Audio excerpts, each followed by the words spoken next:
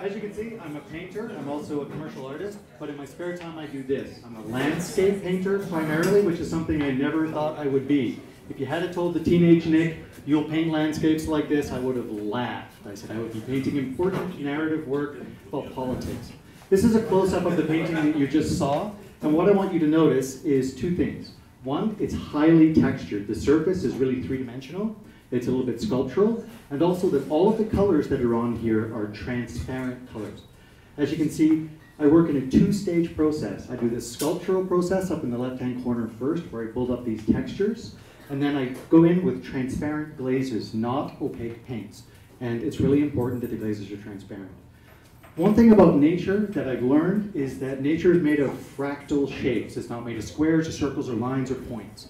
If you want to see here, the big bumps are made of little bumps that look like the big bumps. In mountains, there are triangles, and they look like the little triangles that they're made of.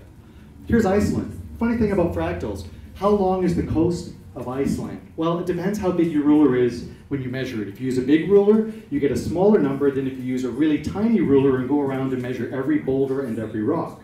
So if you zoom right into Iceland, you can see you would have missed all of these beautiful fjords that Slarty Bartfast did, and he signed it over here. So fractals reward you because the closer you look at them, the more you get back out of them. And as a painter, that's what I want. I want people to look at the paintings for a long time. So here's a naked canvas that I've done the texture on. And it sort of looks like coastlines, and looks like water and so on. Well, how do you create textures like this? You certainly don't do them with a brush, which is how I painted for years. Use lots of different tools. The brushes come later, but these are called palette knives. And for people who aren't painters, you might not realize this, but a lot of painters paint with knives. They're all different shapes, and they look like little mini trowels, and some of them have these textures. This is a single palette knife, and this is how you would hold it. And it's a marvel of design. It's really great. It's got a straight edge, so you can do nice, harsh things.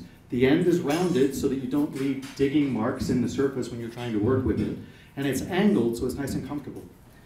Unlike a brush, when you use a palette knife, and it would start at the right-hand side and move to the left here, what you can see is the texture breaks, and it's very dependent on what's underneath. But it's random. It almost looks like islands, and coastlines, and shores.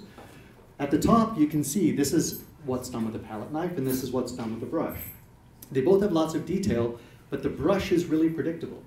Solid, lots of fine lines. But up here, it's got all these little crenelly bits and bits that look like other bits. So here's a finished painting. This one, as you can see, it's got all these fractal shapes, and it's the same as the texture that we saw earlier. I use transparent glazes to paint because transparent colors allow you to get, well, you can go over the texture really easy without having to paint all the little bits, but also they get dark and shiny and really rich colors. This is like the painting before I varnish it, and this is the painting after it's varnished. It's just a natural rock, and I'm sure we all did this when we were kids. Hey, Mom, I found this cool rock, and then later it sucked, and then you're sort of, well, why did it look so cool when it was wet? Well, I'm going to tell you. Here's the ideal case. You can see that the angle of incidence of a light ray coming down bounces off, and in the smooth surface, it's really predictable. Follows a law. Angle of incidence is the angle of refraction. In the other case, it's what the fuck. So, I want bright colors, and in this case I want red. So the red light bounces off and all the other colors don't, but white light can be scattered off the surface if the surface is rough. And it's completely unpredictable. But what you notice is the white light comes in from the sides and dilutes the red light because it bounces into the middle and looks pink. Here's some other cases. If it's a shallow angle that a light ray hits something that's shiny, it's going to bounce right off and hardly anything's going to go through. If it's at 45 degrees, about half the light's going to go through. At the end case, all of it goes through. So we have all these cases now. We've got the varnish on top of the rough painting, bounces off. If the light comes straight down, it's likely to get absorbed. If it comes in at an angle, the varnish or the water is going to angle it down straighter. It's going to get more of it's going to get absorbed. If it bounces off the surface, you're never going to see it. And if it goes down and bounces off, if it's at a shallow angle, it's going to get reflected back and maybe absorbed. And that's why everything gets dark, because the water moves all the stuff around. If you don't believe me, you can do an experiment.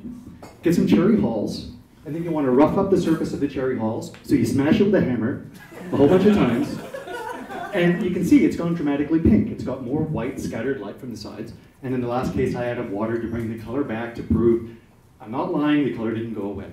Here's some more paintings showing sort of the range of what I do. If you want to see more, you can go to nickharron.com. And I thought I was going to be talking about art, but apparently I talked about science and fooled you all. Thank you very much.